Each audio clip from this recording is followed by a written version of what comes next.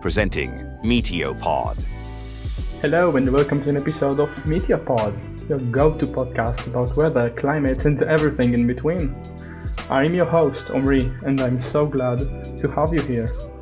Before we begin, let me say that today we'll be talking about the latest weather event, which continues to form into a multi-day threat for many US states, and deciphering all of the data that's been spiraling around the web. Of course, we'll also be talking about the latest climate-related record-breaking measurements across the entire continuous US, and finish our show with a news article or two, just to expand our knowledge. Just a moment before we begin talking about the really important stuff that's been going on, I want to say that I know the audio quality is less than optimal, but I'm working on it. I have ordered a new mic, and based on the info that I read about this mic, it's supposed to enhance your and my experience by dozens of times. So excuse me for this second mediocre quality podcast episode, and without further ado, let's get going.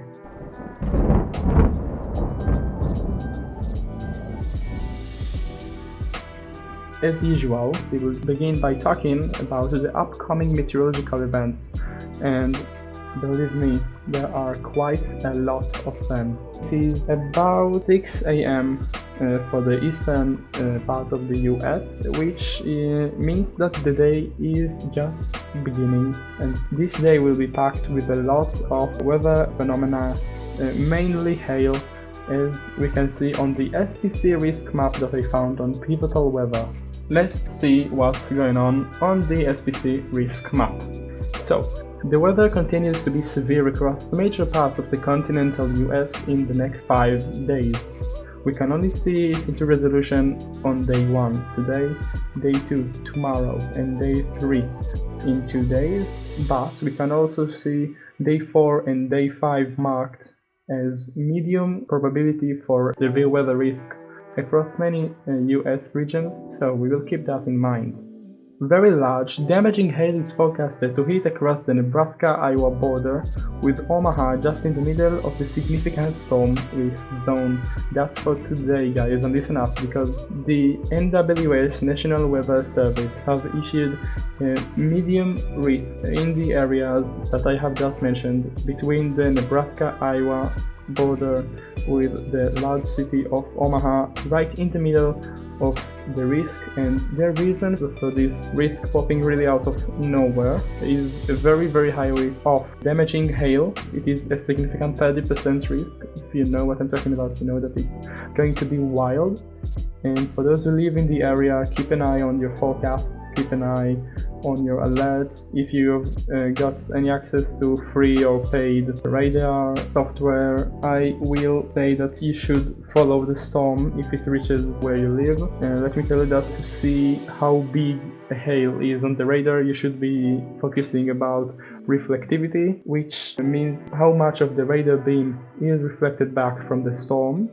And it just tells you more or less how severe the storm is, because more liquid there is in a storm, more of the radar beam will be refracted, and it means that the storm has a larger potential to cause severe weather.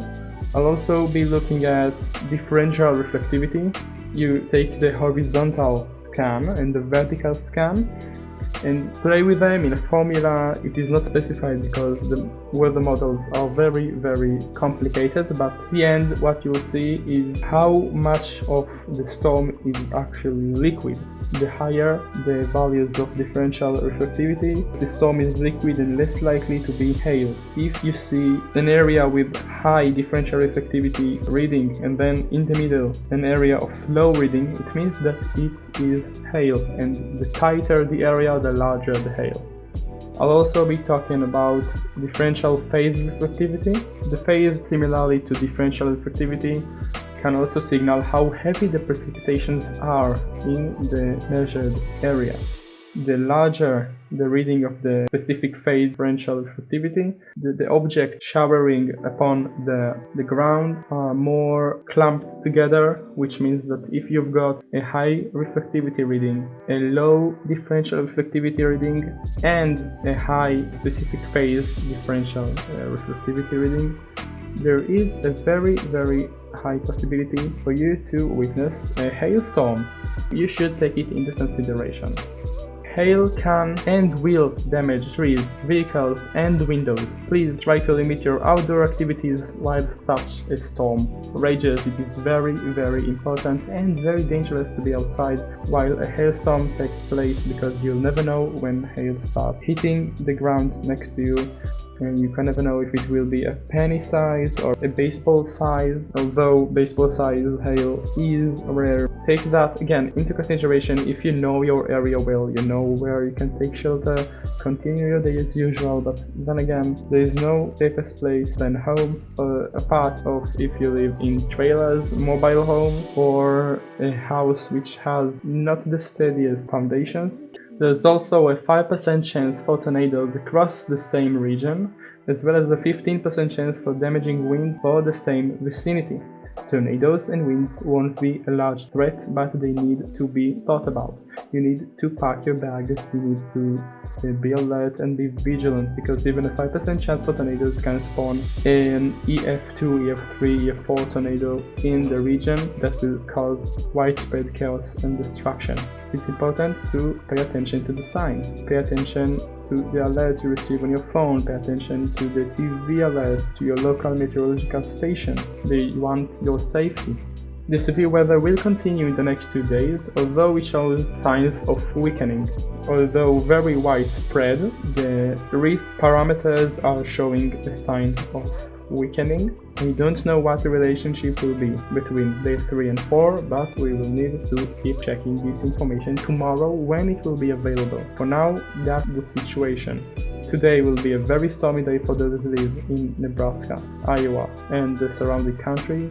Tomorrow and in 2 days, the weather will be stormy indeed for major parts of the US. Day 4 and day 5, we need to stay updated in the future. The chance of tornadoes will apply to the entire vicinity in the coming days. By vicinity, I mean all the way from Texas to the Great Lakes and Michigan. It's a huge part of the continental US. It covers about 30 million people that are in risk of severe weather. It is no joke. If you live in an area that you know will get hit by even the slightest bit of severe weather, you need to be prepared. Don't laugh it off. It's better be safe than sorry. The main area for severe weather threat in the coming days will be the Texas, Oklahoma, Arkansas tri-state area with strong winds and significant hail, much like they for Iowa and Nebraska, but the winds will be much stronger and destructive. Then again, if you live in this area, talk with your local meteorology station. They know better than me. I'm just reading you and deciphering the info from the NWS SPC risk map. They know the area better than anybody else in your country, and believe me, they will be more than eager to help you.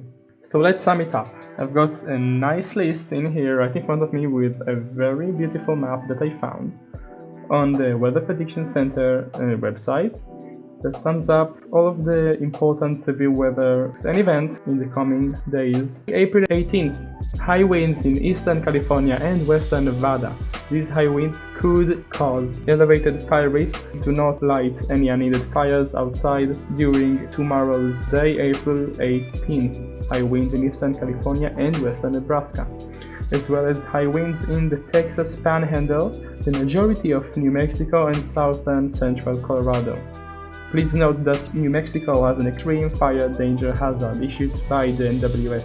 Do not light fires in any area of New Mexico, the Texas Panhandle, and southern Colorado during tomorrow's high wind events and the coming days. You don't know how dangerous it is. One wrong spark and everything could be burning aflame in a very short time. The fuel is right, the wind is strong, and that's everything a fire needs to spread quickly and devour entire neighborhoods and towns. If you wanna do a barbecue tomorrow morning with your friends and family on New Mexico, Texas Panhandle, and southern Colorado, please reconsider maybe moving it inside and doing it on the stove or in the oven, because boy oh boy, it will be hot, it will be windy, and it will be dangerous for your neighbors.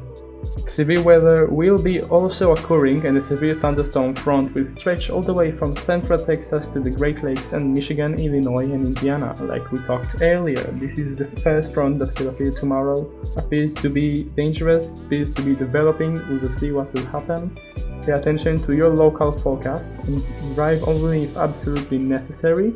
And the same goes for the heavy snow alert in north and central Colorado. Heavy snow is forecasted on the area, as well as the same said about drive only if necessary.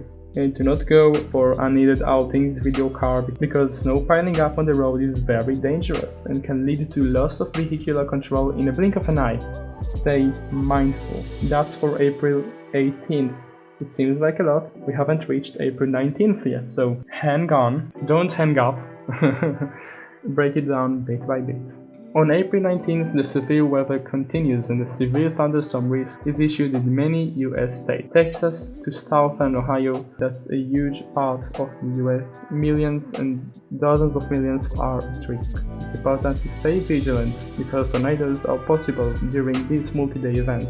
Even though the risk is between 5 to 10% risk of severe tornadoes, you can't outrule the possibility. Not being safe is worse than being safe and nothing happens. It's not misinformation and it's not a miscalculation because we can't forecast what will happen in nature by 100%. We try to keep you safe. Keep yourself safe as well. Damaging winds and large hail will also be present in clumps of isolated, strong, severe storms.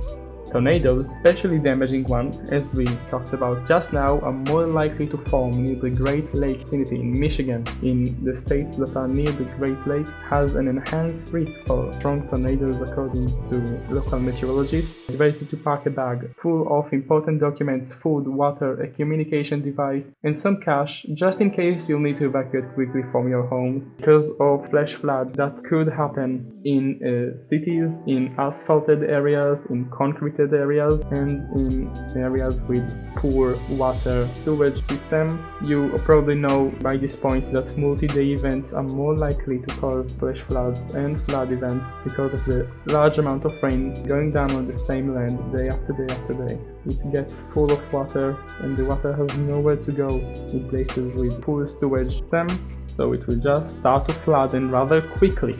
So again, pack a bag, an emergency bag full of important documents, food, water, a communication device, and some cash, just in case. Maybe you will not need it. You better be safe than sorry.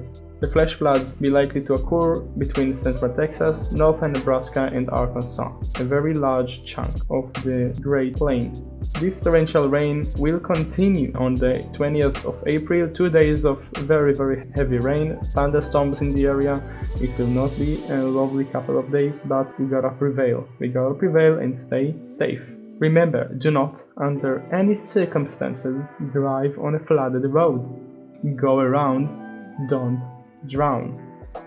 On April the 20th, the severe weather threat continues mainly in Texas, Arkansas, Mississippi, and Tennessee. The area shrinks, but we don't know all of the details yet.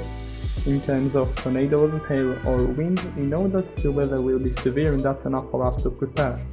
The same precautions should be taken. Be weather aware and do not underestimate the power of heavy rain, lightning, hail, winds, or tornadoes. Do not go out while it's raining, while the visibility is low, while there is a lightning storm nearby, because just 2-3 weeks ago there was a report of a man hit by lightning on, I can't remember if it's Mississippi or maybe Mississippi, I'm not sure, but a man was hit by lightning and the storm was about 20 kilometers away from where he was hit. If you can hear the thunder, you can be hit by lightning. It's as simple as that. Don't be outside, do not be near trees or near power poles or any high altitude place, be under a roof, be in a car, and you should be safe. Also, I can't stress this enough, you need to be proactive. Have multiple ways of receiving severe weather warnings and do not rely on sirens.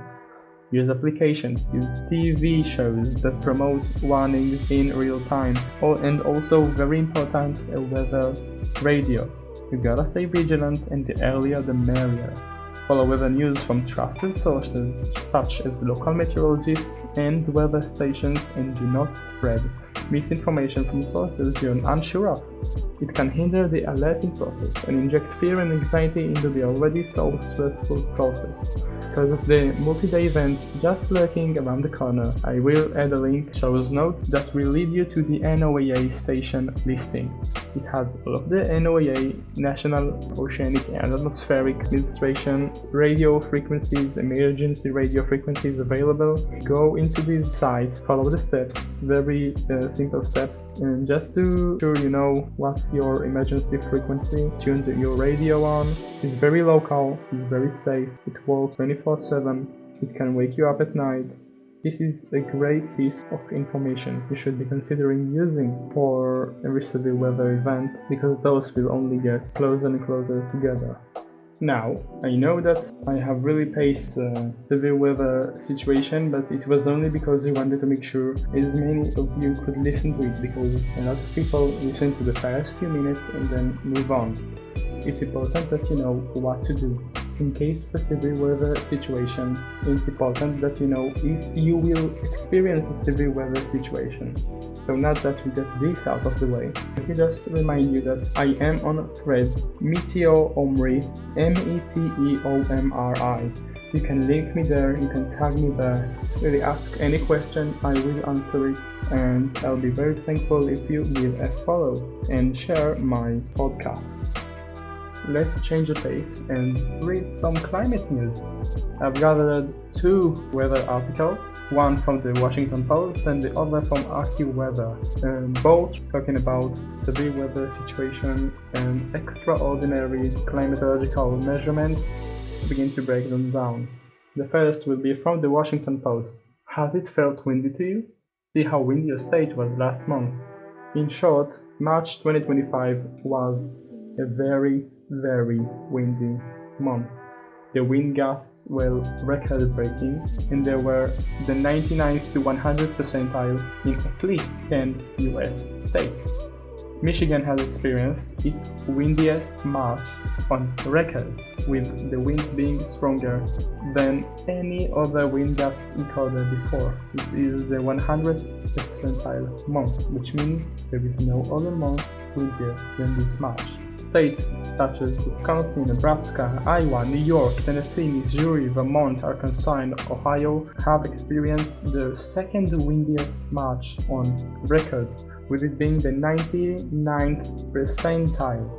It is crazy, and it's, I don't know if to say terrifying or fabulous for a meteorologist like me. The historical data have been collected from 1940. Think about it, just for what, 85 years, and this is the windiest month on record. But I'm not here to tell you that it was the windiest month. We're about to describe this month and to decipher why is it the windiest exactly, what happened behind the scene, what's going on that we don't know fully just yet. So stay with me because I've got a lot of explaining to do. So let's break down what caused these winds. For starters, a marine heat wave that has been affecting the Western Gulf since last year has surged into the central states and was likely warmer and more moisture laden because of the presence of this marine heat wave. So it is like an endless loop. The marine environment got hotter. Hotter air rushes towards colder air, right? Because nature aims to balance itself. The hotter air from the Gulf of Mexico rushed northwards towards Canada and landed in the central US states, where it has been warmer and more moist, because that's the properties of a warm air. It holds more moisture, and it made stronger storms that produced stronger winds. These marine heat waves are caused likely by a warming world and will become more common as climate change process continues. It is not about the days getting hotter, the summers getting scorcher, it's also about the storms during the spring. They can produce larger hail, they can produce torrential rain more frequently, they can produce even colder air. But don't be mistaken, it's all because of the global change. In addition, there was a La Nina drip in the jet stream For those who don't know, there are two phases in which nature moves between every so often. There is an El Niño stage, in which the ocean warms up naturally and it can cause a very active phase of weather. And then there's La Niña, in which the ocean cools down below average and the weather tends to be a little bit stabler. And a La Nina dip in the jet stream can promote wind from the equator and central Earth to be transported into the continental US northwards easily, because if the jet stream is weakening, something needs to fill the space. If there's less air in one space, air from south to the will jump to fill its space. So this feature has occasionally transported very warm air from the tropical Eastern Pacific into the central United States and contributed to the overall temperature clash. When warm air and cold air meet, it makes a storm, which make very aggressive winds, as we have seen this month.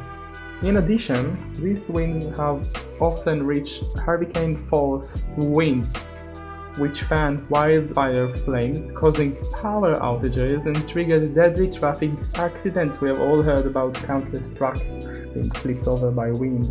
These winds in California are going out of control and spiraling really everywhere, burning hectares and square kilometers, and really a very huge portion of the state, also adding to the problem of pollutants in the atmosphere and causing many breathing problems for the locals. And let's not even talk about for the people who lost their homes, their properties, their towns, their neighborhoods. It's really heartbreaking.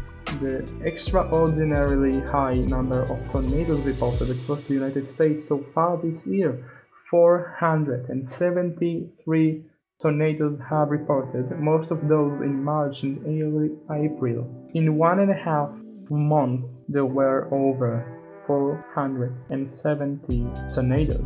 The average is 260 tornadoes. That's insane. It's twice or thrice the amount. It's really extraordinary, and I have no other exclamation words to add because it's unprecedented what we are seeing here. This is why it's so important to adapt ourselves, to adapt our society, to be prepared and to change our way of living, because if we won't change, we won't be here very soon. But no panic!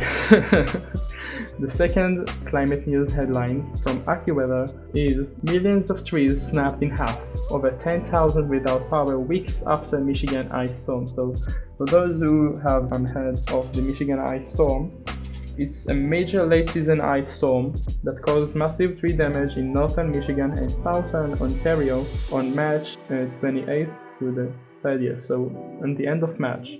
This storm knocked out power for more than 1 million electric consumers, and over 2 weeks later, we are now on April the 17th, nearly 10,000 are still without power. Can you imagine living 2 weeks without electricity during a snowstorm, during a very cold weather?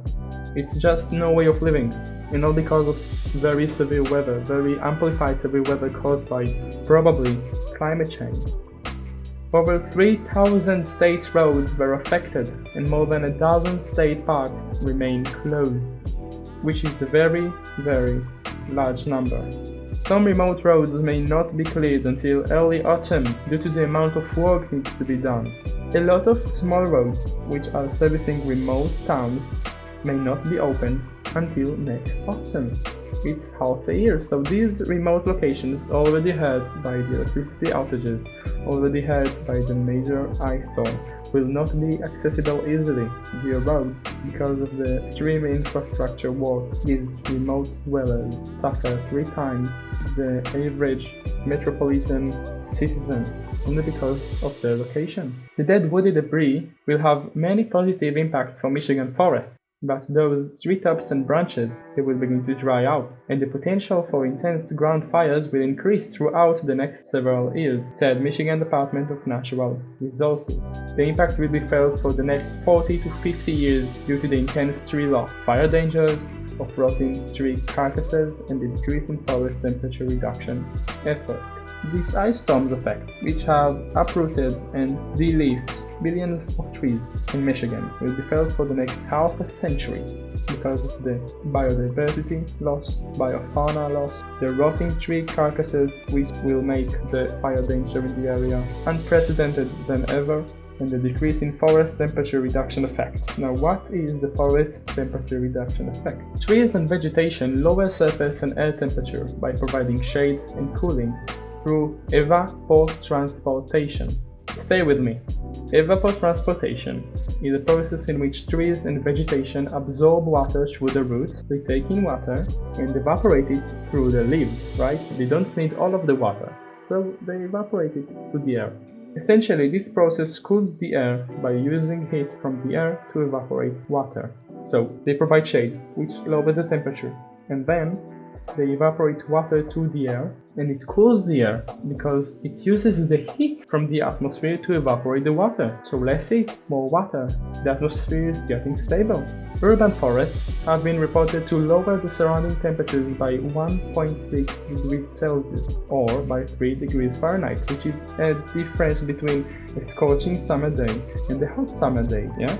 My estimate is that natural forests reduce the nearby temperature even more due to the sheer tree density and the biodiversity there within the natural national park. So, if a lot of trees get uprooted and deleted from national parks, they provide less temperature reduction effects, which will make the area warmer, which will make it even more susceptible to wildfires, which will make less forests, and so on and so forth, and the wheel turns.